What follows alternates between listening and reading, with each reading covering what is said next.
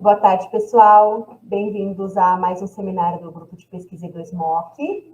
O nosso palestrante de hoje é muito especial. Acho que está todo mundo ansioso, né, por essa palestra de hoje. É o Willer. E o título do trabalho dele hoje é Analysis of Control Strategies to Keep Orbits Around the Asteroid 2001 SN2663. Então, Willer, fique mais do que à vontade, pode compartilhar a tela e estamos aqui para te ouvir.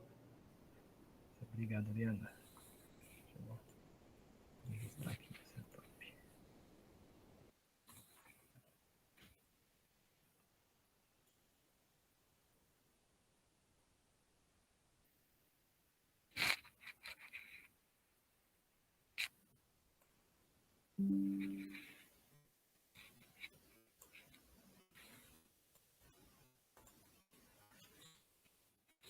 Estou vendo a minha tela, né? Imagina. Sim. Beleza. Então, boa tarde, pessoal. Primeiramente, agradeço a presença de todos aqui nesse seminário de hoje do Grupo E2MOC. Grande prazer estar aqui com vocês. Bom, para quem não me conhece, né? Eu sou o professor Willer, eu sou professor do ITA, do Departamento de Sistemas Aeroespaciais do ITA. E também sou um dos coordenadores do grupo de pesquisa E2MOC. A gente tem esse programa de seminários aqui que a gente traz, né, pessoas para falar um pouquinho sobre o seu trabalho, e hoje eu vou estar falando um pouquinho, né, desse trabalho aqui, bem interessante. Bom, eu sou formado em engenharia mecânica com ênfase em controle e automação, e daí eu fiz minha pós-graduação, mestrado e doutorado em engenharia espacial, na área de mecânica espacial e controle, no Instituto Nacional de Pesquisas Espaciais. Parte do meu doutorado eu fiz na Alemanha, no Centro Aeroespacial Alemão, e atualmente eu estou fazendo pós-doutorado aqui em Washington, nos Estados Unidos, na NASA, no Centro Espacial de Goddard. Inclusive, já deixo o convite para vocês, que na programação dos nossos seminários eu estou aí escalado, acho que é a última apresentação, se não me engano, para falar um pouquinho do trabalho que a gente está desenvolvendo aqui, né? É um trabalho bem interessante, que a gente está estudando a parte de análise de falhas, né? Desculpa, análise de controle de informações em voo, em torno da Lua, né? Considerando falhas aí no sistema de controle. E também a parte do design orbital, a parte de otimização multiobjetiva do design orbital de formações em voo, também em órbitas terrestres e lunares. Então, já deixo o convite para vocês aqui virem no final do ano para a gente ver esse resultado, que está bem interessante. Bom, esse trabalho aqui, né, vou falar um pouquinho, análise de estratégias de controle para manter órbitas em torno do asteroide 2001 SN263, foi um trabalho publicado na revista Astrophysics Space Science em 2018. Né? Então tem aqui o QR Code para o link desse artigo, e quem quiser ter o acesso ao artigo também pode me mandar uma mensagem, aí eu posso fornecer o artigo. Esse foi um trabalho realizado em conjunto com o professor Bertacchini do INPE, o Dr. Geraldo e o Dr. Leonardo Santos, né, nessa época. Então a ideia aqui vai ser falar um pouquinho desse artigo, dos resultados, como é que foi o problema que foi elaborado, né, e dos nossos resultados. Então, vou fazer uma breve contextualização para quem não é da área, definir o problema e como é que nós consideramos o problema. E é interessante para quem é novo, né, os alunos estão assistindo também, estão escrevendo esse seu primeiro artigo, para entender um pouco a estrutura, né, de um artigo científico, né, como é que a gente coloca os pontos e como é que a gente aborda eles também, né. Bom, a gente vai falar dos métodos propostos aí para resolver esse problema, a modelagem matemática desses métodos que foram feitos, os resultados numéricos das simulações e, por fim, aí, as conclusões do nosso trabalho.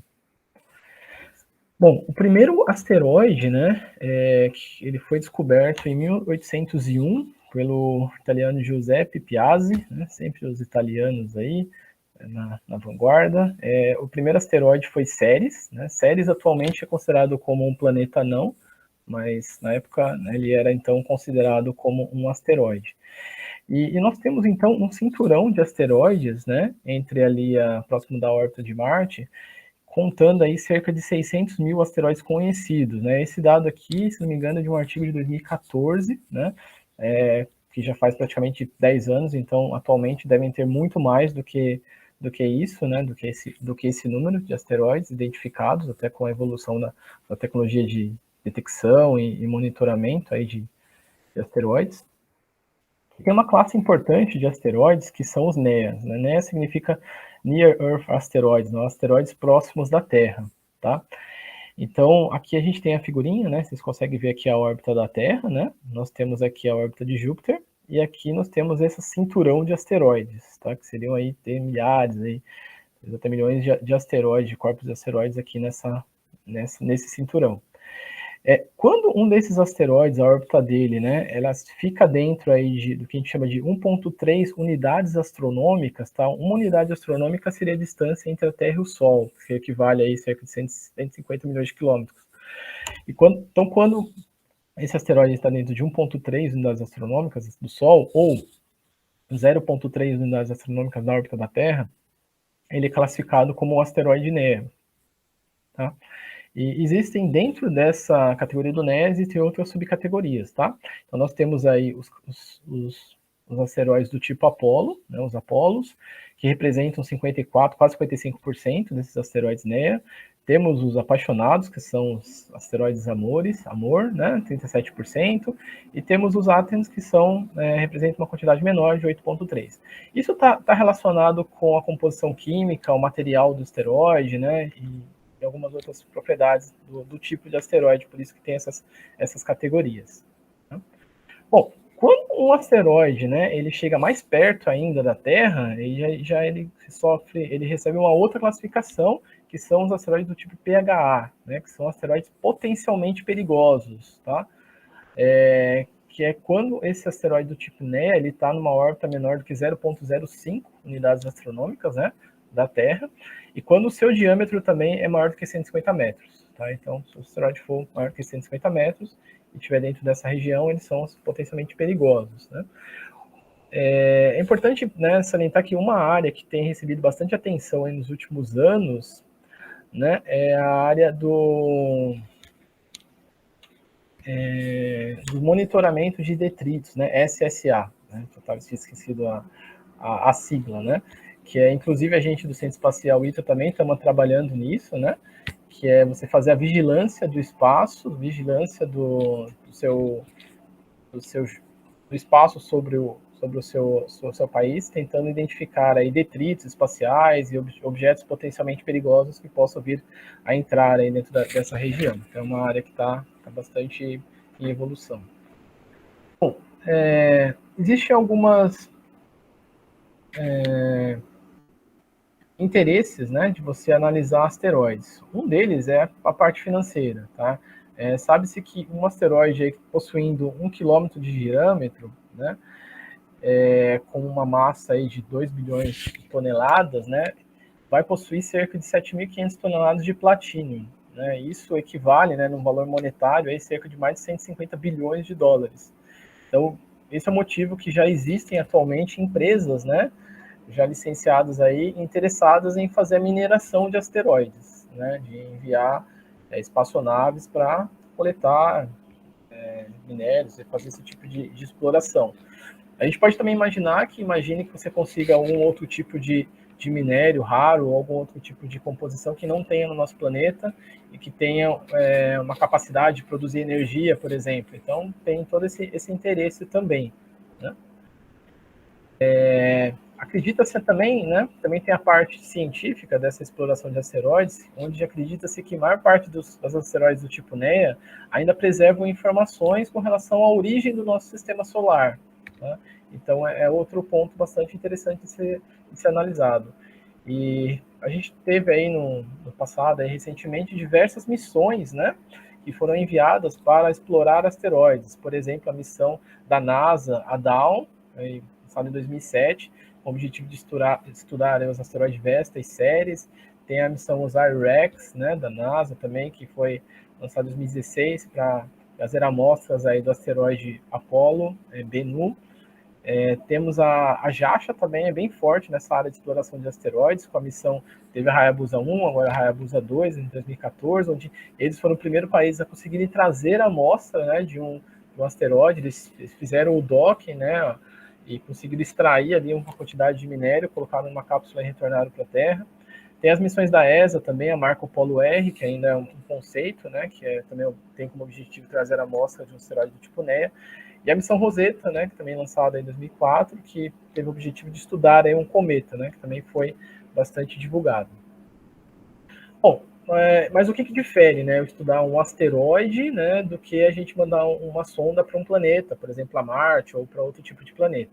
Bom, asteroides, né, eles são corpos que eles possuem uma massa pequena, geralmente eles são corpos menores, né, bem menores, eles possuem um formato irregular, a gente consegue ver aqui nas figuras, né, e bem diferente de um planeta, né? E com isso possui um campo gravitacional muito fraco, tá?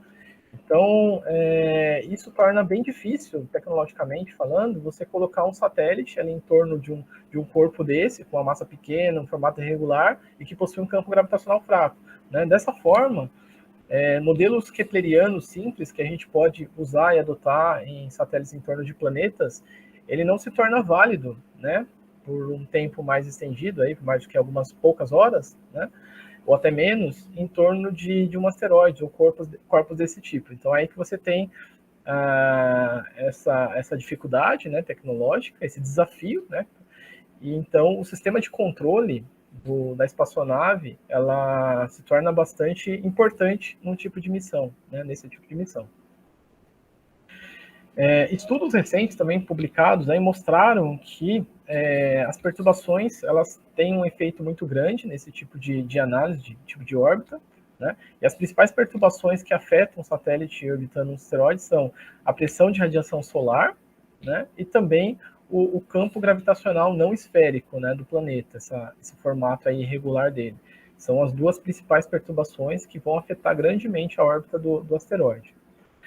E esse tipo de operação, né, ela é chamada, quando você tem um asteroide orbitando aí de forma bem próxima do corpo, é chamada de Closed Proximity Operations, né, operações de curto alcance. Porque numa missão, você tem várias fases, né? Você coloca o satélite primeiro em órbita da Terra, né, então você tem essa fase, daí você sai do campo de atração gravitacional da Terra, você coloca o satélite numa órbita heliocêntrica, ali onde você vai ter o Sol, né, como principal atrator, até você chegar ali de encontro com o asteroide. Então, primeiro você vai estar bem longe dele e você vai se aproximando, né? Até você chegar bem próximo, ali poucas centenas ali, quilômetros de distância do asteroide. Então, essa é a fase onde a gente analisa nesse trabalho, né? Que é a fase de operações de curto alcance, onde a parte do sistema de controle vai ser mais exigida. E essa fase, né, de operação de curto alcance num corpo desse tipo, ele pode conduzir o satélite aí a sofrer um impacto, né, com o asteroide, ou até mesmo não ficar ali em torno, em órbita do asteroide, e ele escapar para o espaço profundo, né, deep space, se caso não for feito o controle, né, adequadamente durante essa fase. Bom, e o asteroide que a gente usou, né, que a gente adotou para esse tipo de trabalho, para esse estudo, foi o asteroide 2001 SN263, tá? A gente tem uma figurinha aqui, radar, uma imagem radar desse asteroide. Esse asteroide, ele é um asteroide triplo, tá? Então isso que torna ele bem particular, né? Porque nós temos 3 corpos, então a gente tem aqui um corpo do tipo, que é o corpo maior, que a gente chama de alfa, e outros corpos menores, que é o beta e o gama, que estão orbitando esse corpo alfa, né, esse asteroide maior. Então, por isso que é um sistema triplo. Ninguém nunca enviou uma sonda para explorar um sistema triplo de asteroides. Então, por isso que isso se torna bem interessante e particular. Ele é do tipo, que nem eu falei antes, é um tipo NEA, um asteroide NEA, da classe Amor, né? Ele foi descoberto em 2008 por cientistas, né, do Observatório Arecibo, tá? Então tem essas imagens. O corpo alfa, aqui ele tem um raio aqui de 1,25 km, daí o corpo gama ele tem um raio de 0,22 e o beta um raio de 0,39 km, tá? Esse é um sistema triplo ele possui um período orbital, ele está orbitando o Sol, né, com uma órbita bastante excêntrica, 0,48, e ele tem um período orbital de 2,8 anos, né, quase 3 anos, para ele dar uma volta aí completa em torno do Sol. Bom, uma outra particularidade, né, que nos motivou a utilizar esse asteroide nesse nosso trabalho é que esse asteroide era o alvo da missão russo-brasileira, né, da missão espacial russo-brasileira Aster, tá?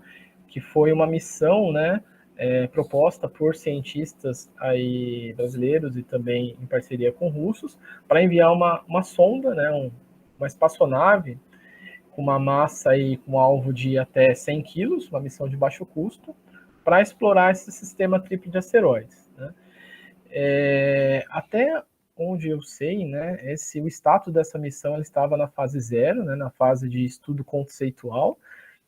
Se não me engano, acho que isso até foi feito, né? Nós temos aqui o professor Fabiano, que pode depois dizer melhor para a gente, mas eu acho que foi feito um estudo conceitual no CPRIME, no passado, para estudar a viabilidade dessa missão. Então é isso. Então nós temos muitos artigos, né, foram publicados aí diferentes artigos estudando diferentes abordagens, né, com relação a esse tipo de asteroide, né, e missões para mostrarem a viabilidade de estudar lá. Mas seria uma missão de grande valor aí, científico, né, e tecnológico também para o país, né, uma missão para estudar o sistema triplo de asteroide, o Aster. Bom, vamos falar então agora a definição do problema, tá, desse trabalho aqui em específico, né? Então foram colocadas algumas perguntas científicas, né, para os alunos que estão assistindo. Quando você faz um artigo, uma publicação, talvez a definição do problema é o ponto principal, que ele vai te nortear todo o seu trabalho. Então, qual que é a pergunta que você quer responder ao final do seu trabalho? Tá? Então, esse que é o ponto principal. E no artigo você tem a questão da originalidade, da contribuição, né? O que você vai trazer de novo, tá? Então, nesse trabalho aqui, as perguntas que a gente elencou foram as seguintes, né? Existe um padrão para a gente aplicar as manobras, né, que vão resultar aí no mínimo ΔV? Tá? O ΔV seria o incremento de velocidade que é necessário, né, para a gente manter o satélite em torno do asteroide, em órbita em torno do asteroide. Né? A gente pode correlacionar o ΔV com o consumo de combustível. Porém, consumo de combustível a gente precisa usar, né, saber qual que seria o propelente que você vai usar. Você vai usar monopropelente, gás frio, hidrazina, propelente elétrico. Então, para você não ter que especificar um tipo de propelente, você usa o ΔV, que seria uma métrica de um consumo de combustível que você poderia gastar. Né? Então, por isso que a gente utiliza o termo, esse conceito. Uma outra pergunta, né, que a gente colocou na época seria possível evitar uma colisão ou um escape, né, desse sistema baseado em manobras impulsivas, né? Então, uma manobra impulsiva é quando você altera, né, de forma instantânea a velocidade do seu satélite. Né? Você não altera a posição na órbita, mas você altera instantaneamente a velocidade dele. Tá? Isso é uma manobra teórica, né, idealizada, porque na prática isso não acontece. Quando você liga o propulsor, você tem um tempo para ligar, você deixa o propulsor ligado por um tempo e depois você desliga. Né? Então, na realidade, são as manobras que a gente chama de manobras propulsivas, é o que acontece na prática. Mas para fins de análise, né, a gente análises orbitais e nessa fase de design da missão e tal, a gente utiliza muito as manobras impulsivas porque nos dão um bom valor, uma boa estimativa do consumo de combustível que a gente precisaria, né? Então, primeiramente, é possível evitar uma colisão, um escape, usando manobras impulsivas, né? Se sim, por quanto tempo as manobras sobreviveriam após esse impulso, né? Qual seria o custo de ΔV? Quanto de ΔV a gente precisaria? Tá? Outra pergunta que a gente colocou foi como a pressão de radiação solar, né, afeta essa dinâmica orbital, né? Levando em conta aí a posição angular do Sol e também a razão de área sobre massa do satélite. Outra pergunta seria como encontrar aí as magnitudes e a direção do ΔV a fim de maximizar, né, o tempo de vida orbital e qual seria a sensibilidade na aplicação do impulso. Tá? Então a gente colocou essas perguntas científicas para serem analisadas, né, foram desenvolvidos modelos igual eu vou mostrar aqui, e gerar os resultados. E, no fim, a gente tentou responder essas perguntas. Então, essas foram as principais, né, contribuições aí do trabalho.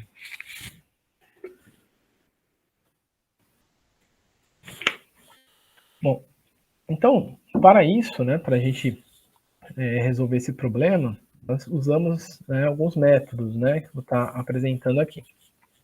O primeiro método foi essa estratégia de transferência biimpulsiva.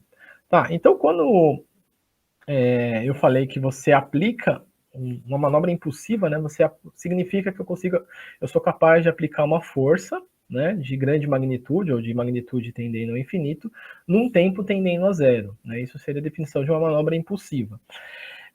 Quando eu aplico um impulso para mim sair de uma órbita e entrar em outra, e depois eu aplico um segundo impulso, né, para mim sair dessa órbita de transferência e entrar numa órbita final. Então, isso seria uma manobra biimpulsiva, porque eu estou aplicando dois impulsos. Né? Então, basicamente, foi isso que a gente fez aqui, né? Considerando essa abordagem biimpulsiva. Então, nessa figurinha aqui mostra basicamente o método, a estratégia adotada. Então, aqui eu tenho o corpo alfa, e eu tenho um corpo beta, né? Então, nesse trabalho a gente já considerou apenas o alfa e o beta. Eu tenho aqui os eixos, né, no plano x e y. Então, eu considero que o satélite ele sai aqui de um ponto inicial, numa dada condição inicial que eu vou dar, em torno do corpo beta, que é o meu corpo M2. Né? O satélite ele vai desenvolver uma órbita, que geralmente não é uma órbita, como eu disse antes, uma órbita kepleriana, bonitinha, circular, devido às características do corpo, que ele possui um campo gravitacional muito fraco, né? Uma massa pequena e irregular. Então, qualquer perturbação ali vai tirar o satélite daquela órbita e vai levar ele, eventualmente, né? O que está representado aqui por essa linha azul, vai levar ele eventualmente para uma colisão com um dos corpos, ou então para o escape do sistema. Né? Vai embora para o Deep Space. Então, a ideia do trabalho aqui era aplicar um impulso, né? Antes de eventualmente ocorrer esse evento da colisão ou do escape, aplicar um impulso, de forma a colocar o veículo numa transferência, numa trajetória de transferência e levar ele novamente para a posição de partida. Chegando aqui, aplicaria um segundo impulso, que seria por isso a manobra biimpulsiva, e o custo total dessa transferência seria, então, o ΔV1 mais o ΔV2. Né? Outra coisa que afeta bastante aqui é a posição do Sol. Né? Então, a gente considerou, nesse estudo, essa análise no ponto do perigeu da órbita do sistema tríplice de asteroides, ou seja, é quando o asteroide está mais perto ali do Sol, que seria um cenário de pior caso, né? Porque a força a pressão de radiação solar seria maior do que nos outros pontos da órbita. E também a gente analisa aqui, então, né, o Sol, né, em diferentes posições. Tá? Então, aqui a 0 graus do sistema, 90 graus, 180 e 270 graus. Então, a condição para que ocorra o impacto com um dos corpos, né, tanto com o alfa quanto do beta, ele acontece quando essa condição aqui matemática é alcançada. Tá? Então, a gente tem aqui x ao quadrado sobre o quadrado, onde o alfa, beta e o gama são os eixos principais do nosso corpus, né? E o xyz seriam aí as posições do satélite nesse sistema. Tá? Então, quando isso daqui é menor ou igual a 1, seria que a gente teria um impacto com um desses corpos. E a condição de escape, ela acontece quando o módulo aqui do vetor radial do satélite, né, ele é maior ou igual a um valor estabelecido, que a gente chama de R-escape, tá? E esse R-escape foi considerado nesse trabalho como sendo igual a 30 unidades canônicas, e seria cerca aí de aproximadamente 500 quilômetros, tá? Então isso aqui basicamente é 3 vezes o raio de Rio, no sistema de asteroides, para você garantir ali que tem uma condição, né, estável para você poder fazer a análise do projeto. Uma outra abordagem, né, esse método 2 aqui ele foi apresentado no Colóquio Brasileiro de Dinâmica Orbital, CBDO, em 2018, se não me engano, que foi realizado no INPE, em São José dos Campos, onde é chamado de estratégia de controle orbital, né, limitado, Bounded Orbital Control Strategy, onde a gente considera aqui 2 anéis de segurança, né, conforme a altitude aqui do corpo do asteroide. A gente tem um anel interno e um anel externo, E uma vez que o satélite atinge esse anel de segurança, né, a gente estabelece, então, aqui uma varredura em termos do ângulo, né, de aplicação da força, variando aí com um grau, e também do ΔV, que a gente iria aplicar, né, ΔV, a direção de aplicação, num sistema ainda bidirecional, né, no sistema 2D, não 3D. Então, a gente consegue definir, a estratégia seria definir qual que seria o ΔV, a direção e a magnitude dele, para manter o satélite, né, dentro desses dois anéis de segurança aqui, tanto inicial quanto final. Bom, e para isso, então essa é o método, né, a estratégia que a gente usou. Quais são os modelos matemáticos que a gente utiliza para fazer essas análises, né? Então, esse trabalho aqui a gente considera o problema completo, restrito de 3 corpos, tá? Combinado aí com as forças vindo da pressão de radiação solar. Os 2 corpos que a gente está considerando aqui, que é o alfa e beta, eles são modelados usando esferoides achatados, 2 esferoides oblatos, tá? Com massa representada por M1 e M2, onde no caso aqui o M1, que é a massa do alfa, ela é maior, né, ou igual ao M2. A gente considera também sistemas adimensionais, no qual o período orbital desses corpos é igual a 2π. Né? Então a gente tem aqui, esses 2 corpos eles estão aí no plano, nesse plano aqui XY.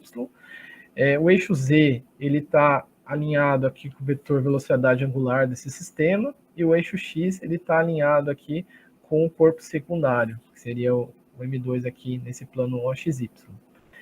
E o eixo Y completa o sistema. Então, o M3 seria a nossa espaçonave, né, o nosso satélite aqui. O vetor R1 seria a distância para o corpo M1, o vetor R2 para o corpo M2, e o vetor R seria aqui no centro de gravidade aqui do nosso sistema. Então, a equação, né, o modelo matemático que vai representar a equação dinâmica de movimento do M3, né, nesse sistema de coordenadas, ela é dada aqui por essa equação, que leva em conta aí o vetor R seria o vetor de posição. Nós temos um termo aqui na direita que é o nabla U, que é o gradiente da função de potencial efetiva do dipolo, o modelo do dipolo.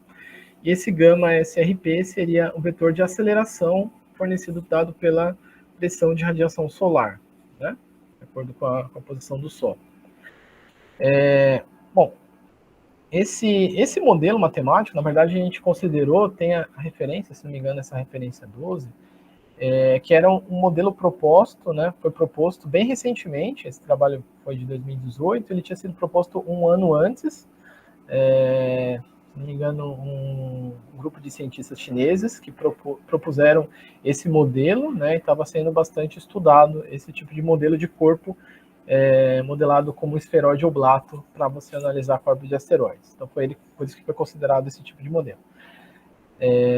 Então, o potencial efetivo que é o U, considerando esse modelo de esferoides oblatos, né, como corpos rotativos, né, ele é dado aqui por essa equação, onde temos aí o R1 e R2 como sendo as distâncias do satélite, as massas, né, então definido dessa forma, e esse parâmetro W, né, as funções W, ele leva em conta aqui a distribuição de massa, né, na verdade, leva em conta o formato, né, esferoide dos 2 corpos.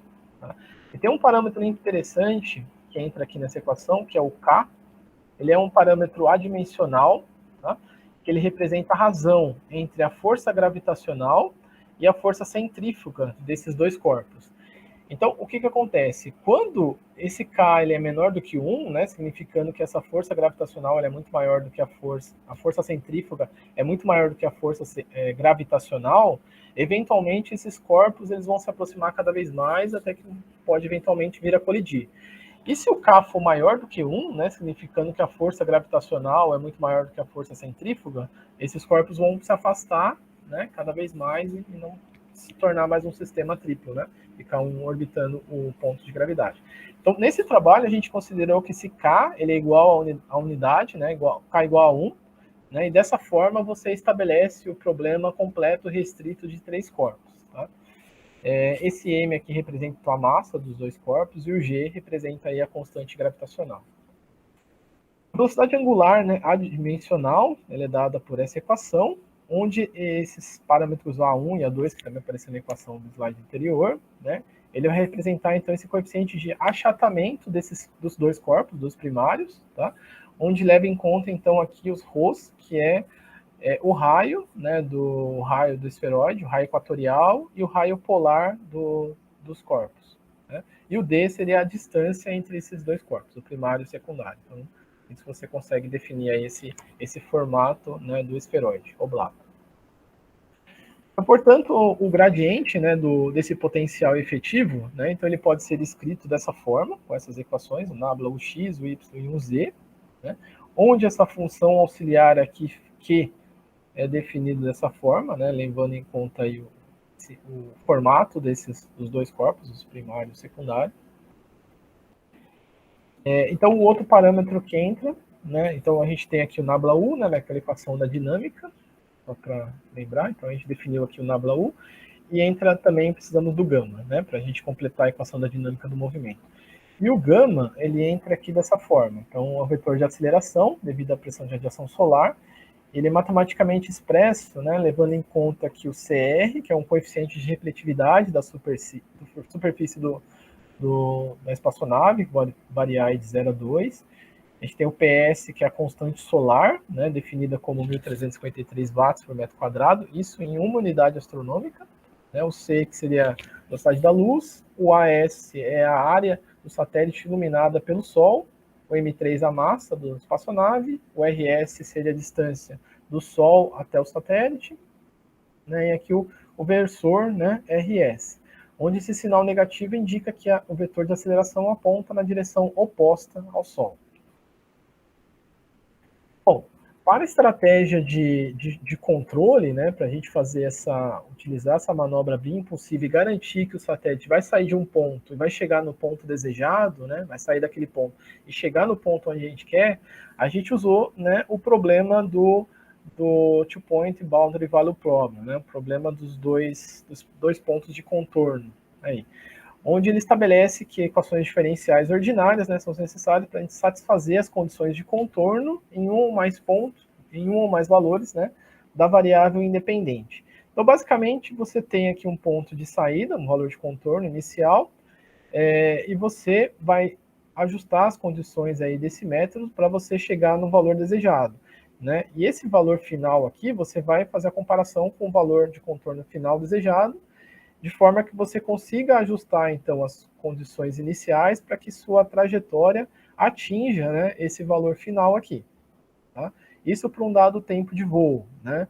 E daí você pode varrer esse tempo de voo, fazer essa análise para diferentes tempos de voo, né, de forma que você garanta que em cada tempo de voo essa trajetória chegue, né, nesse ponto onde a gente queira, e daí você pode escolher qual seria, né, a trajetória que gasta menor combustível, qual seria o tempo de voo que está te dando menor combustível. Então, basicamente, é uma estratégia de você definir, né, essa trajetória, garantindo os dois pontos de contorno e também um dado tempo de voo que vai te dar menor consumo de combustível. Essa estratégia é chamada de método shooting, né? Então, basicamente, o primeiro passo é você chutar, né, ou adivinhar aí um valor inicial para o vetor de velocidade, e para uma posição, né, uma dada posição RI, para completar o estado. Então, a gente precisa da posição e da velocidade nesse instante inicial.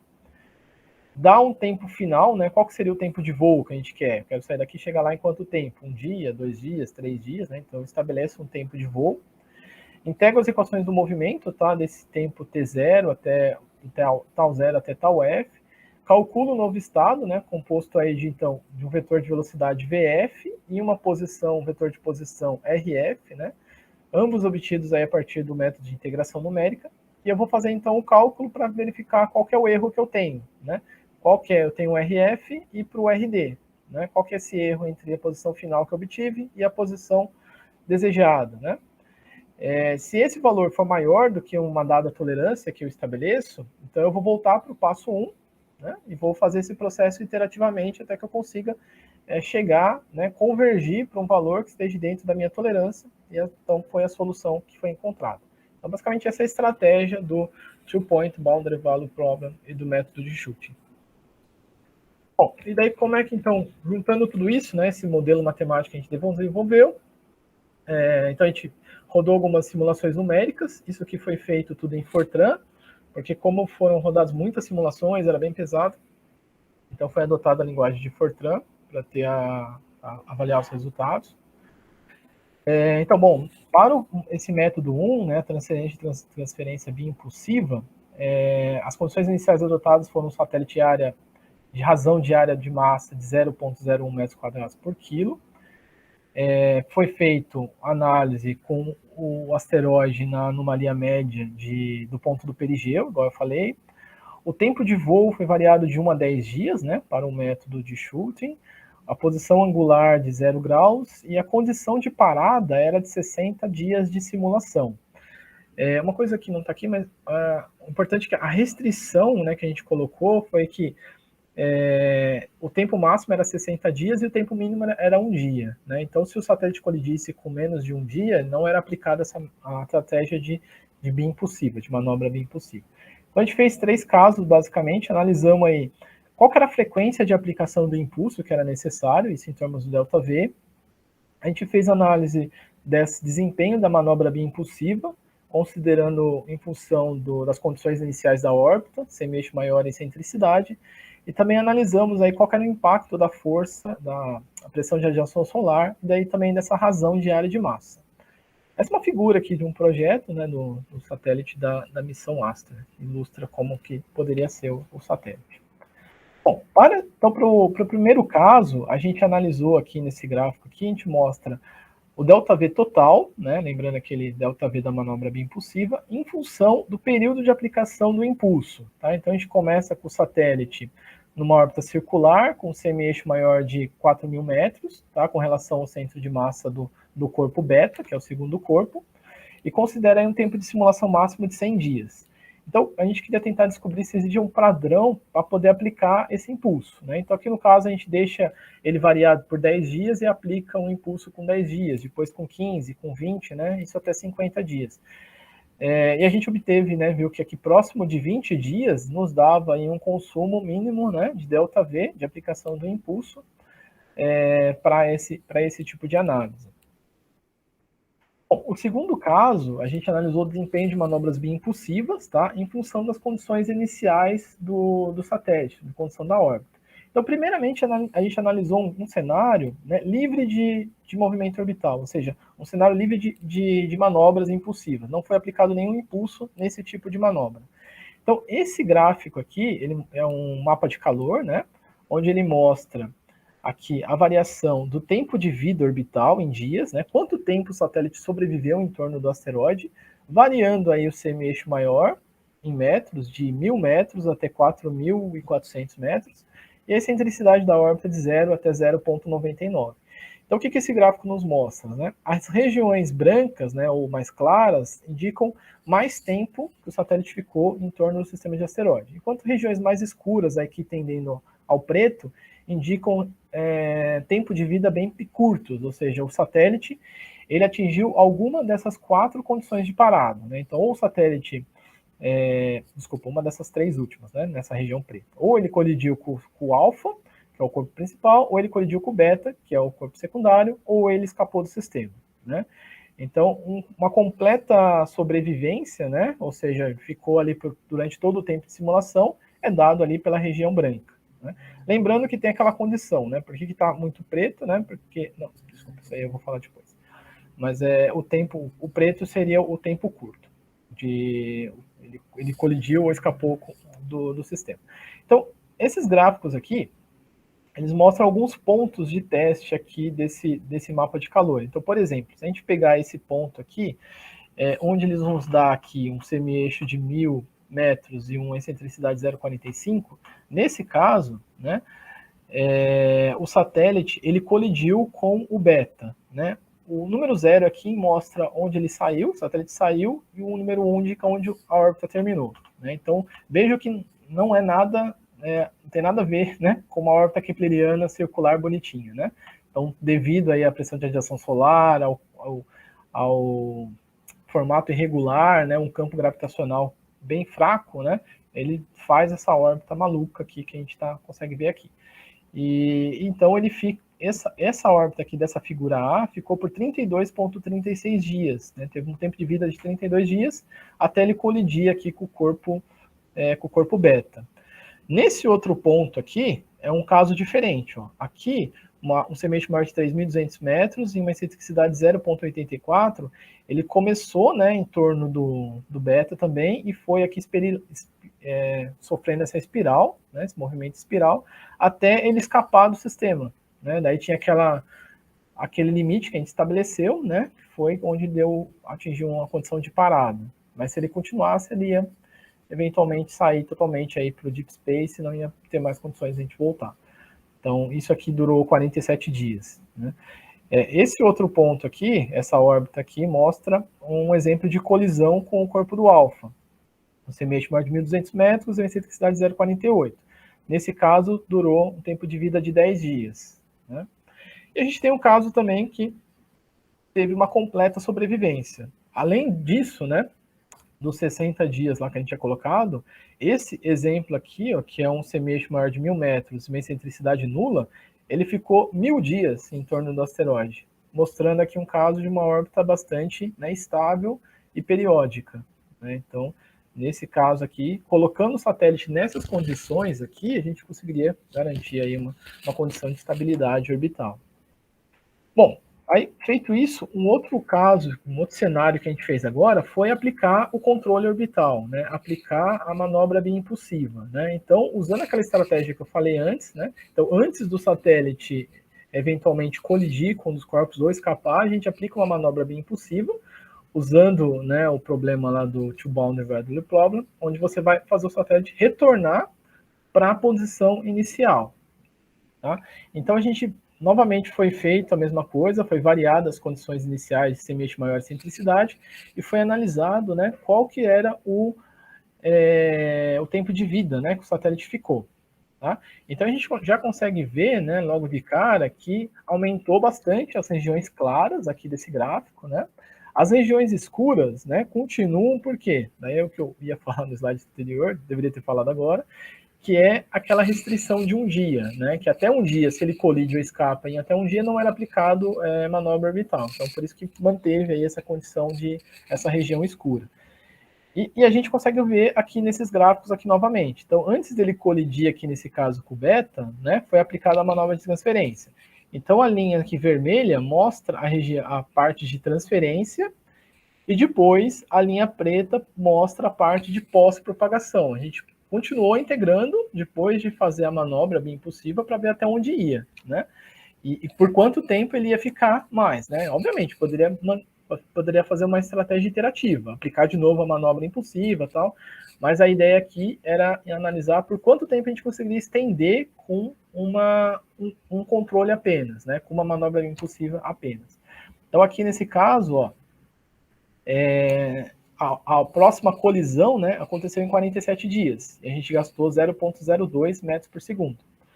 Aquele caso que ele escapava do sistema, ó, veja que a gente aplicou a manobra, retornou para a condição inicial, né, e ele ficou por 60 dias. Então, a gente conseguiu atingir o tempo final de simulação, gastando 0,25 metros por segundo. Esse outro caso era o que ele colidia com o alfa. Também fizemos a estratégia de controle, e ele foi aqui para 23 dias, gastando 0,08. Né? Então, esses casos aí que a gente consegue ver que funcionou basicamente. E esse gráfico aqui mostra, então, o consumo de ΔV para essa variação do semeixo maior e excentricidade. Né? A gente pode observar que tem um ponto aqui de máximo aqui, né? Nessa condição inicial, né? De 0,25 metros por segundo, mas a grande parte desse espaço de projeto, né, adotou um ΔV pequeno. Uma coisa interessante de falar desses mapas, né, de projeto, desses mapas de calores aqui, é que são muito importantes para a parte de design, né? Uma pessoa que vai fazer o design de uma missão, design orbital, ele consegue olhar aqui e falar, não, eu tenho que colocar o satélite nessas condições aqui, né? Por exemplo, aqui nessas condições iniciais, para eu garantir que ele tenha esse tempo de vida, né? Então, esses gráficos são bastante úteis para esse tipo. Bom, essa tabela, ela faz um resumo, tá? Então, considerando o cenário, o tempo de vida aqui, essa segunda coluna mostra o tempo de vida do movimento sem controle, e aqui essa outra coluna mostra o tempo de vida com controle, tá? Aí os casos de parada, né, as linhas. A primeira linha seria o caso de colisão com o corpo alfa, a segunda colisão com o beta e o escape do sistema. E a gente vê que houve aumento, né, do tempo de vida em todos os casos. Aqui no colisão com o alfa a gente conseguiu aumentar em 137%, colisão com o beta aumentamos o tempo de vida em 45%, e no caso do escape aumentou em 26% o tempo de vida. Mas além disso, o mais importante é a estratégia proposta, né, que mostrou que funciona. Nesse caso, a gente mostra um histograma, né, do ΔV, dos valores de ΔV, para cada posição solar, né, tanto 0 graus, 90, 180 e 270.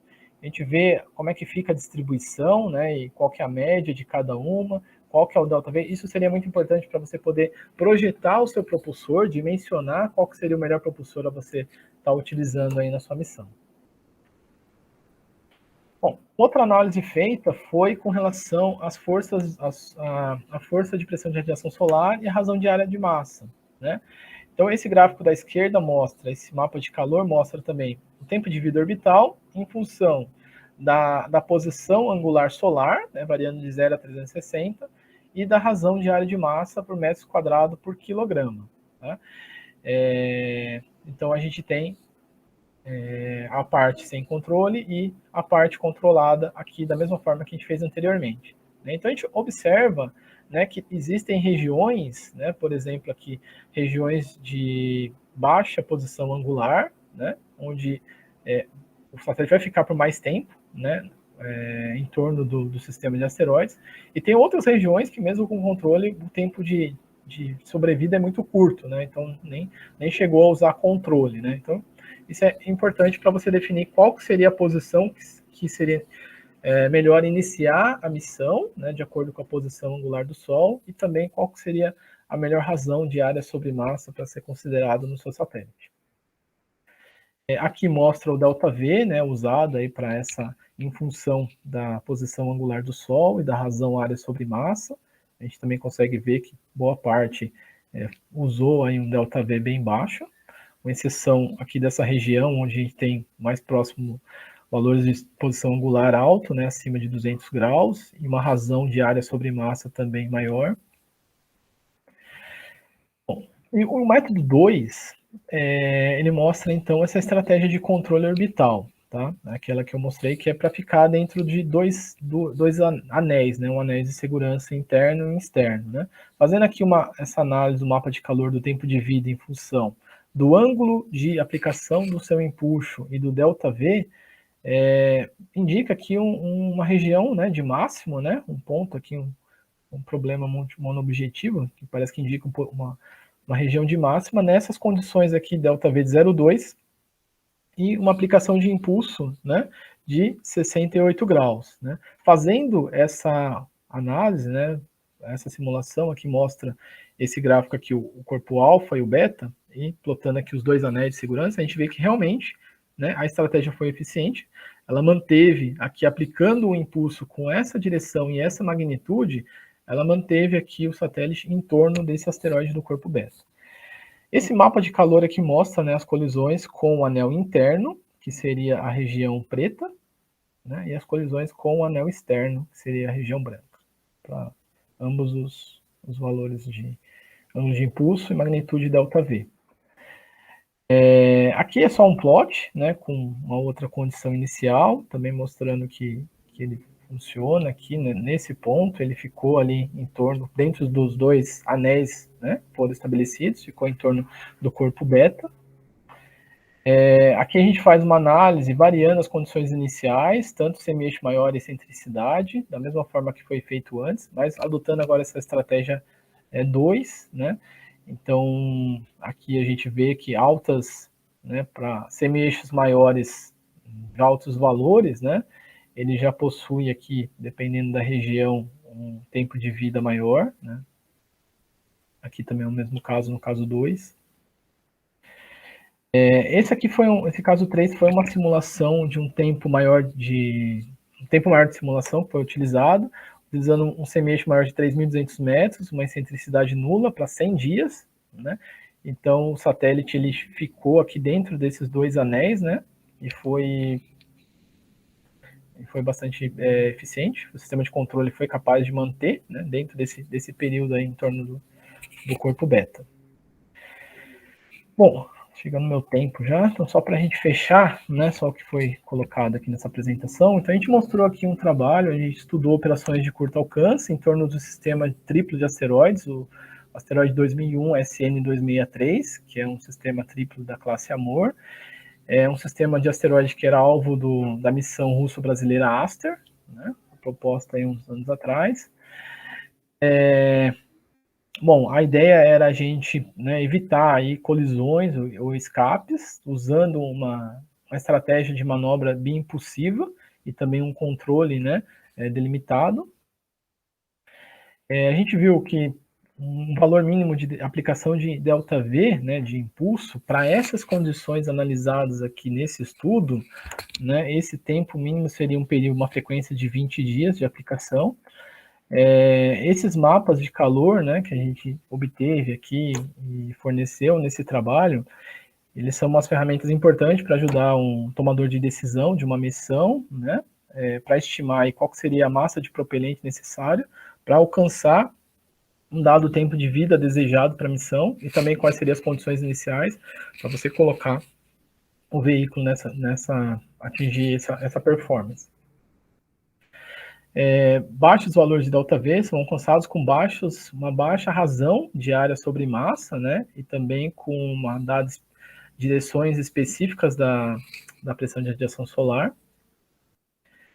E a gente viu também que os valores ótimos de magnitude ΔV e direção, eles são bastante sensíveis, né, ao que ele é restrito a um range pequeno de valores, né. Então, como eu disse, como o sistema ele é fraco, né, gravitacionalmente, qualquer perturbação ali, qualquer ΔV mesmo que pequeno, pode alterar completamente a sua órbita em torno do asteroide. Bom, então, deixo aqui os meus agradecimentos às agências financiadoras desse trabalho na época, né, o CNPq, a CAPES, o INPE também, e aos coautores do trabalho. Aqui são as referências. O Iniciantes tem um artigo, acho que aqui talvez não esteja todas as referências do artigo, provavelmente não, mas no artigo tem mais. E quem quiser depois ter acesso ao artigo, daí também pode entrar em contato comigo, que eu posso também fornecer o acesso ao artigo. Tá? Bom, então, aqui apresentei essa estratégia de controle para manter órbitas ao redor do asteroide 2001 SN263. Agradeço aí a atenção de todos, espero que tenha conseguido atender as expectativas e fico aberto aqui a dúvidas, perguntas, comentários que vocês têm. Obrigado. Opa, vamos lá, pode começar, professor. Peraí, Willer, muito obrigada. Depois eu falo. Eu tenho uma listinha aqui, mas obrigada pela sua apresentação. Professor Fabiano, pode falar? Bom, antes, Willer, eu queria só esclarecer a pergunta que o Willer fez em relação à missão Aster, se ela foi feito o estudo no CIPRIME, né? Eu acho que tem 5 anos, talvez, ou mais, um pouquinho mais, ou um pouquinho menos, foi realmente requisitado o estudo dessa missão pelo CIPRIME, é o Centro de Projeto Integrado de Missões Espaciais aqui do INPE, não sei se vocês conhecem. Mas no CIPRIME, né, o estudo ele tem 3 fases. A primeira fase é a fase de entendimento dos objetivos da missão. Depois que é feito, que o grupo, né, de projeto, o team lead entende o que os stakeholders que estão solicitando a missão querem do estudo e quais são, digamos assim, os objetivos principais da missão, é construído um conjunto de requisitos funcionais, programáticos, etc., e operacionais, e a partir daí é que realmente é feito o estudo, é feito o projeto conceitual da missão. E no caso da missão Aster, a gente ficou na primeira fase, ela não chegou a amadurecer o suficiente para ir para a segunda fase, que era o estudo completo no CIPRIME. Então, eu não sei, porque a gente recebeu a solicitação na época, tivemos várias reuniões com os proponentes da missão, mas ela não chegou naquele ponto de ir realmente para o projeto conceitual. Então, depois disso, eu também não sei mais o que... achei até, Willer, que você fosse dar alguma novidade aqui nessa palestra de hoje, como que anda a missão Aster, né? Mas, pelo jeito, ela ficou pelo caminho, pelo menos por enquanto, né? Ela está aí ainda como apenas uma proposta, né? Eu tenho uma dúvida, Willer, se você mais assim de leigo, né? Uma dúvida de leigo. Eu não sou exatamente um cara de dinâmica orbital, muito menos de controle, mas eu tenho uma curiosidade, né? No caso aí do estudo que você fez, você fez um estudo onde você vai, digamos, entrar em órbita ou colidir eventualmente, né? A nave com dos atores, um dos corpos, né? Que estão desse conjunto aí de 3 corpos que formam um asteroide, né? Na verdade, são 3 asteroides, né? Mas na sua simulação você só considerou 2 corpos, né? Então, por que você só considerou 2? E a outra era se a massa do satélite também não influencia, é uma pergunta de leigo, né? Na própria órbita, na própria dinâmica orbital do sistema conjunto, os 3 asteroides mais o próprio satélite. Obrigado, Fabiano. Bom, por partes. A questão do Aster, né? A última informação que eu tenho, uma vez, acho que foi em 2019 ou 2020, eu tive um encontro com o pessoal da Unesp de Guará, né, que eles eram um dos também proponentes, né, dessa missão Aster, e daí me foi falado que estava para sair um financiamento, acho que da FAPESP, se não me engano, que a coisa ia começar a andar e tal, mas depois eu não sei o que aconteceu, parece que não saiu, ou teve outras ocorrências, mas não ouvi mais nada dizer, mas naquela época, né. Inclusive eu tive um aluno, né, o Wesley, ele fez um trabalho da graduação que foi tentar levantar os requisitos para a missão Aster. Só que ele teve muita dificuldade também com o pessoal para conseguir extrair essas informações para conseguir levantar naquela época. Isso acho que foi em 2019, se não me engano. Ele fez um trabalho, publicou, né, fez o trabalho de graduação dele, só que foi bem alto nível, né, acabou caminhando por outro lado devido às dificuldades. Então, parou nisso, infelizmente. Né, não sei, vamos ver aí se seria uma boa missão no futuro. Bom, vamos lá então, para as perguntas. A questão dos 2 corpos, né? A gente não incluiu um terceiro corpo por fim de complexidade mesmo, porque daí não daria para usar esse modelo proposto pelo chinês dos corpos. Ele ia ficar muito mais complexo, então a gente deixou para um estudo futuro, né? Inclusive, eu já deixo aqui, né, que das ideias de apresentar aqui, quando me falaram, eu falei, legal, porque esse trabalho tem bastante continuação, né? Tem algumas coisas que eu gostaria de implementar, isso seria uma delas, em considerar o terceiro corpo também no modelo, né, que a gente não fez na época. Então, se tiver alunos interessados em trabalhar com isso, eu estou muito também interessado em dar continuidade. Então, a gente não fez, a gente fez análise só para os 2 corpos mesmo, que eram os corpos maiores, né, que iriam afetar mais a dinâmica, que é o alfa e o beta. E com relação à massa, sim, a massa afeta, né, por isso que a gente considerou o estudo da razão área sobre massa, né? A gente fez essa análise, porque a pressão de radiação solar, ela leva em consideração as dimensões, né, e a massa do satélite. Então, o que é importante é essa razão, a área sobre massa. Por isso que a gente variou nesse range aí para ver o quanto que isso afetava ali a questão da dinâmica, do controle e tal. Então, realmente, isso afeta, sim. Não sei se eu respondi sua pergunta. Não, respondeu. Obrigado, Willer. Obrigado. Obrigada, professor. Mais alguém? Christian, pode falar? Professor, parabéns pela apresentação. Eu fiquei com uma dúvida com relação à condição inicial de velocidade, né? Porque o senhor levantou alguns requisitos de posicionamento da espaçonave com relação ao sistema. Mas como que... A minha curiosidade é como que eu coloco... Como que ele vai chegar nesse ponto, né? Como que eu vou tirar a espaçonave da Terra e aí como que ela vai chegar nesse ponto? Teve essa análise de como que a velocidade está em relação ao sistema no momento que ele chega nessa posição? Ou é do repouso? É isso que eu não entendi muito bem. Né? Então, beleza. Boa pergunta, Christian. Então, deixa eu falar. A fase, né, inicial da Terra até chegar no asteroide, a gente não analisou isso. A gente partiu, né, só para estudar a fase de curto alcance, né, de operação de curto alcance. Então, essa fase heliocêntrica, como sai da Terra, como chega lá no asteroide, isso ainda é outra coisa, é outro trabalho. A gente não chegou a analisar isso. Até porque eu falei, porque o importante, né, o mais difícil, né, o desafio tecnológico é quando você está ali orbitando o corpo. E quando você está em torno da Terra ou quando está em torno do Sol, é uma manobra, uma trajetória de cruzeiro ali, então é mais dominado.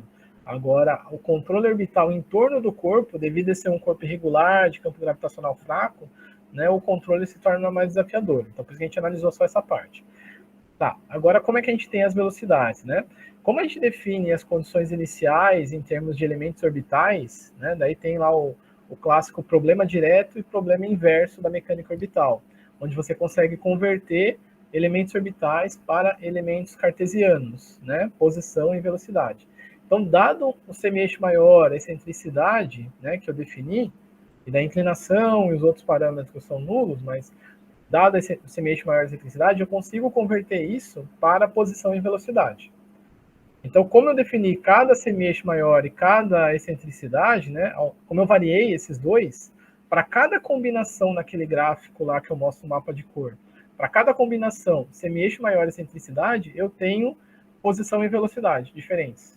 Eu consigo calcular isso. Tendo posição e velocidade inicial, né, daí eu vou usar o two-point boundary value problem para mim determinar qual que é a trajetória que vai me dar o R desejado, o R final desejado, e, consequentemente, a velocidade final desejada, para um dado tempo de voo. Então, por exemplo, eu quero fazer essa trajetória, eu quero sair desse ponto que eu tenho e chegar nesse outro ponto em um dia. Eu uso essa estratégia que também é chamada de problema de Lambert, às vezes. Daí você calcula isso, né, e você vai achar a trajetória desse ponto inicial até o ponto final para um dia. E depois eu faço a mesma coisa para 2 dias, para 3 dias, até 10 dias. Então, para cada um desses tempos de voo, eu tenho uma trajetória que vai me dar posição e velocidade final. Eu vou escolher aquela que vai me dar a menor consumo de combustível. É a estratégia que eu adotei, mas pode ser, eu quero no menor tempo. Se eu quisesse no menor tempo, então eu faria com um dia.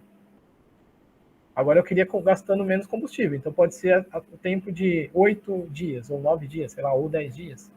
Então ele escolhe aquela de 10 dias que vai chegar lá naquele ponto com o menor consumo de combustível. Entendeu? Sim. Obrigado. Obrigada, Cristian. Willer, o Rafael, que está sem microfone e sem câmera, ele mandou uma pergunta aqui no chat. No slide 12, os eixos dos corpos são denominados como alfa, beta e gama. Gostaria de saber um pouco sobre essas denominações. Foram adotadas como tal? Deixa eu ver aqui qual que era o slide 12. Eu nem perguntei se o Christian tinha mais pergunta. Tinha mais pergunta, Christian? Não, obrigado. Tá. O alfa, beta e gama, né, são os eixos principais do corpo, né? Então, imagina que você tem um corpo de uma dada distribuição de massa, né? Como se fossem basicamente os momentos de inércia, né, do corpo.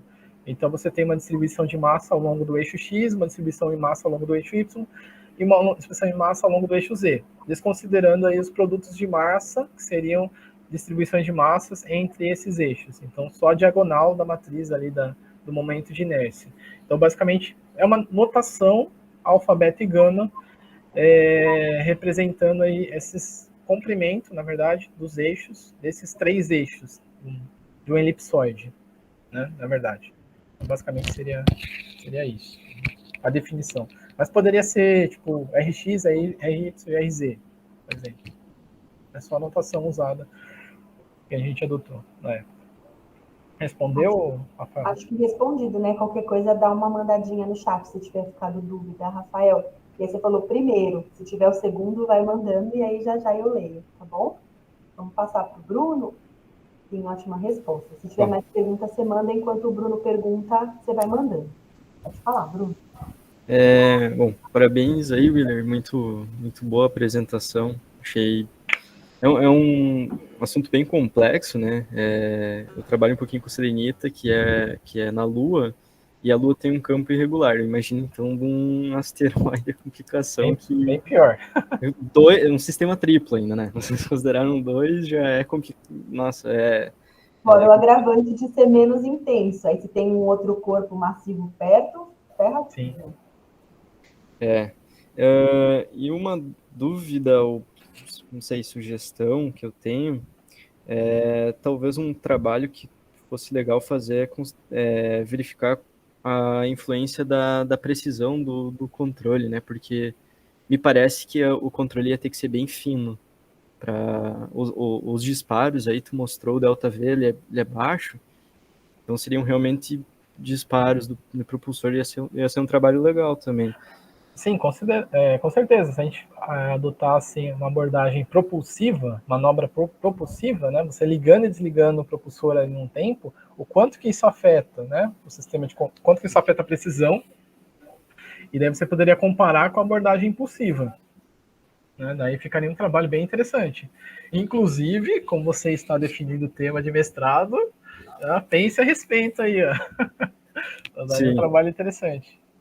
Na verdade, surgiram várias... Minha cabeça está borbulhando aqui, principalmente com essa questão de mapa de calor. Igual o professor Fabiano falou, incluiu o corpo gama também, o quanto que isso vai afetar o sistema, o desempenho ali da estratégia de controle, também é uma coisa interessante. Uma coisa que me chamou a atenção mesmo foi isso de mapa de calor. Não, dá para fazer muita coisa para o design de órbita. Sim, né? Com certeza. O mapa de calor é bem interessante, é bem legal. Para análise de design orbital de missão, assim, é bem bacana. Aqui, o trabalho que eu estou fazendo aqui também, eu acabei usando também mapa de calor. Principalmente quando você tem parâmetros de projeto, você pode variar esses parâmetros e analisar como uma métrica ela evolui ao longo, né, variando esses parâmetros. O problema é que daí você tem que deixar, geralmente é bem pesado, né? Você tem que deixar o computador rodando simulações aí por dias, horas. Quando tu falou que usaram Fortran, eu pensei, pô, pesadinho o problema. Aí depois, quando tu mostrou vários mapas de calor, que dava para notar que tem, sei lá, milhares, talvez, de simulações, aí daí eu entendi perfeitamente o Fortran. Sim, e teve simulação que fez 1000 dias, então MATLAB teria demorado muito, muito mais. Não, MATLAB ia ser complicado. E uma outra dúvida que eu tinha já foi respondida, na verdade, que era o que aconteceu com a missão Aster, né? O que aconteceu, mas já foi respondido. Bom, valeu aí pelas respostas. Obrigado, Bruno. Valeu.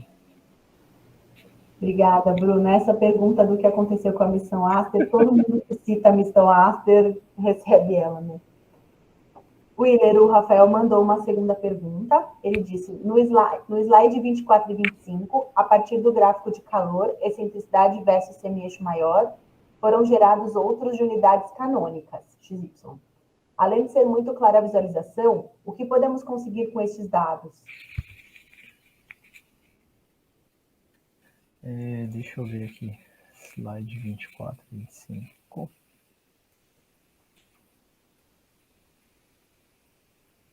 Compartilhar.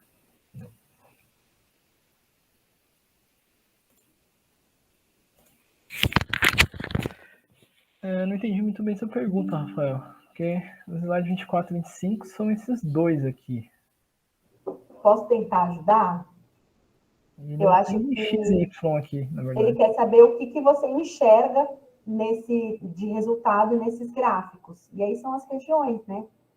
Assim, então, é isso que a gente estava discutindo com o Bruno, né? Esses mapas de calor aqui, eles dão um insight bom para você tomar uma decisão na parte de design orbital, né? Por exemplo, a gente tem que decidir, está começando a missão, qual que seria a órbita que eu vou colocar, um satélite, para fazer essa exploração do corpo, do asteroide, por exemplo. Eu vou querer uma órbita, né? Qual que é sempre o objetivo?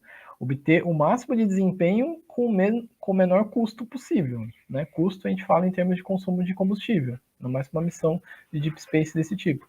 Então, eu sempre vou buscar, né, trabalhar, se for uma órbita controlada, né, que sejam essas daqui, trabalhar sempre aqui nessa região branca, né? Então, agora, por outras restrições de projeto, sei lá, às vezes eu tenho que caminhar ou ir para uma região amarela, tal, mas aí eu vou tentar sempre buscar deixar o satélite para ficar lá o maior tempo possível, né, em torno do asteroide, que são as regiões mais claras, gastando o menor consumo de combustível possível, né? Então, essa que é a principal vantagem desses mapas de calor. E além disso, no trabalho aqui, ele mostrou também, né, nas situações que foram mostradas aqui, a eficiência da estratégia de controle, né? Que mostra o quanto como é que funcionou, né, como é que foi a dinâmica orbital, a propagação ao longo do tempo. Então, basicamente, foi isso. Não sei se respondeu aí sua pergunta, sua dúvida. Perfeito, já já a gente vê a resposta dele. Louise, você tem alguma dúvida ou você quer fazer algum comentário, alguma observação?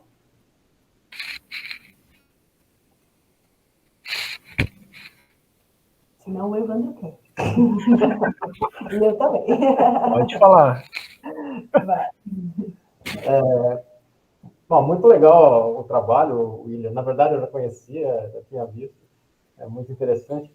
Eu fico com uma dúvida quando você mostrou aquela expressão ali da pressão de radiação, né? Que você considera ali a constante solar, né? E a constante solar, embora tenha esse nome de constante, não é constante, né? Ela é função da atividade solar e tudo mais, e também da distância com que você está no Sol. Eu imagino que você tenha atualizado isso para a órbita do asteroide, né? Que é o que eu faço. Eu atualizo para a órbita do asteroide. Aqui você mostrou a da Terra, mas imagino que você, né, no seu modelo você deve ter atualizado isso para a órbita do asteroide na data ali que ele está considerando, imagino. Perfeito. Olha os lins. Não, perfeito, Evandro. Bem observado mesmo. Isso daí nos cálculos, a gente atualizou aquele valor de PS, né? Na equação, eu acabei mostrando a equação clássica, aquele valor de imunidade astronômica, mas aquele valor realmente ele muda ali para a distância do asteroide que ele está, no perigeu ali da órbita lá que eu mostrei qual que era, mas enfim, a gente atualizou o valor da constante para a posição do asteroide com relação à Terra. Sim. Beleza, respondi. Faltou realmente. Acho que no artigo eu comento disso. Só que no slide acabou ficando o valor muito geral. Acho que respondi, né? Claro. O Rafael agradeceu, disse que ficou claro. A Luísa no chat também agradeceu pela palestra, que foi ótima e clara, que ela não tem dúvidas. E aí o Rafael agradeceu de novo pela didática. Obrigado. Vamos lá. Eu tenho algumas dúvidas. Você usa um modelo matemático, né, para o potencial gravitacional. Eu queria saber para quem ele é válido, só para quando você consegue não é adaptar, comparar, não, o seu corpo todo irregular com o elipsoide, não é comparar, não é reduzir também, a gente podia falar. Modelar. Modelar como elipsoide para todas as situações em que isso acontece, por exemplo, você pode usar esse modelo? Então, quando você tem, assim, é uma estratégia de modelagem de um corpo irregular, né? Então, você pode assumir o seu asteroide como um elipsoide desse tipo, achatado, por exemplo. É um modelo que ele propôs, né? É claro que se você tiver outro modelo, tem aquelas questões, igual, não sei se foi você que usou, ou foi a Flaviane, que discretiza o corpo, né, em pequenos pedacinhos. Sim. Aquele modelo talvez dê uma precisão melhor, porque você vai considerar as irregularidades do corpo e tudo, né? Porém, você vai ter o custo de ficar mais pesado computacionalmente, né? Então, é um trade-off. Esse modelo, ele modela o corpo elipsoide ali como um corpo achatado, né? E você consegue, dividir um corpo em vários elipsoides com esse modelo? Ou não? Tem que ser um elipsoide único? Um elipsoide único. Eu nunca vi nada. Não sei se teve algum trabalho que fez alguma variação desse modelo, alguma coisa assim, teria que dar uma pesquisada. Mas o artigo original, né, se quiser até posso te passar, é do Wang, ele considera só um corpo, né? Para modelar um corpo. Quando você colocou no slide das referências, eu já fui procurar 12 ali para ver se eu conhecia o nome. Já que você falou do elipsoide, tem um artigo se eu não me engano, é de 2017, da Flaviane, meio da Flaviane, que a gente realmente faz essa comparação do modelo do elipsoide com o da discretização ali. Né? Na verdade, tem essa comparação ali. Dependendo do tamanho do asteroide, de quanto irregular ele é, você pode até fazer... E depende dos objetivos do trabalho, né? Para você ter um custo computacional do jeito que é uma discretização em mascons ou elementos finitos, o que quer que seja, tem um custo computacional, né? Então, tudo depende mesmo. Não foi uma pergunta de crítica, foi uma pergunta de interesse no modelo mesmo. Tudo bem, Isabela. Aí eu estava perguntando, a minha outra pergunta era se você faz em Fortran, mas aí você já respondeu no meio do caminho aí. Quem que está perguntando? Eu estou Ah, perguntando. tá. E aí, quando você faz essas simulações para 1000 dias, não sei quantos dias, que passo que você usa? Também não é uma crítica, é uma pergunta de interesse. Vai testar minha memória mesmo, hein? Desculpa, não tem problema. Não tem problema nenhum. Não faço ideia. Putz, eu tenho que ver lá no código. Não lembro quanto foi que eu... Não, sem problema. Mas não lembro. Vou chutar aqui. Sem problema. É porque eu sou meio sem noção, assim, eu não sei quanto que seria um passo para uma análise desse tipo, um passo que a gente poderia considerar, sabe? É uma pergunta de verdade. Entendi. Daí a outra pergunta que eu ia fazer é se esse trabalho tem continuação, né? Aí eu coloquei, se você dissesse que não, encerrou, tal, mas você já disse que sim. Não, tem várias coisas que dá para continuar aí, dá para fazer. Inclusive, até eu queria explorar a formação em voo em torno de asteroides, que é uma coisa que eu nunca tinha visto, e recentemente eu vi um artigo publicado propondo formação em voo em asteroides. Legal. Mas é uma coisa que está nova também.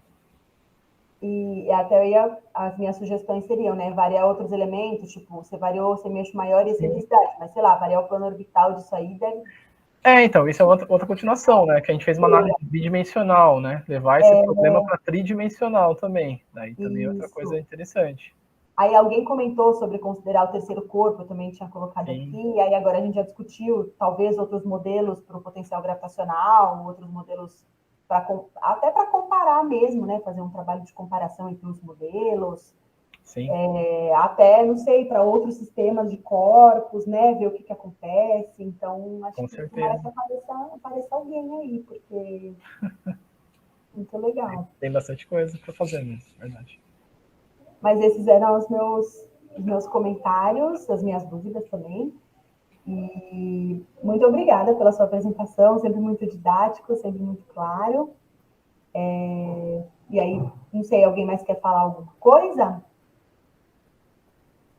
Não? William, fica à vontade, se você quiser falar mais. Só agradecer aí todo mundo aí pelos comentários, perguntas, pelo tempo, né, de estar aqui também nessa sexta-feira. Agradeço aí a todos mesmo, de verdade.